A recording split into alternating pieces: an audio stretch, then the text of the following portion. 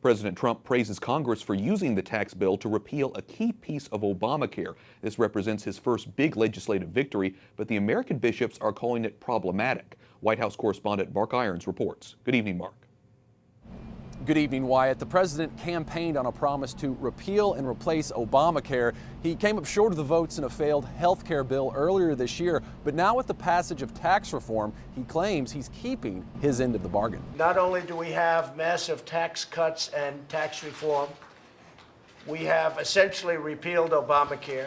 In a White House cabinet meeting, President Trump says the Obamacare individual mandate repeal was a feature within the tax bill he didn't want to publicize. Obamacare has been repealed in this bill. We didn't want to bring it up. I told people specifically, be quiet with the fake news media because I don't want them talking too much about it.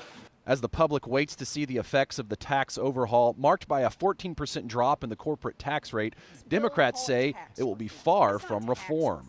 It is a heist that steals from millions of middle-class families and hands that money over to the wealthy. The U.S. Conference of Catholic Bishops is concerned with the potential results of the tax bill, saying the bill will eventually raise taxes on those with lower incomes while simultaneously cutting taxes for the wealthy. This is clearly problematic, especially for the poor.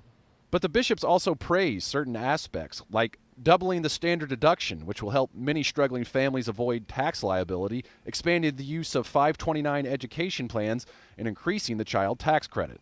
President Trump wanted to pass the tax cut bill before Christmas. Now he gets his wish. He calls it a gift to the American people. Wyatt? Thanks, Mark.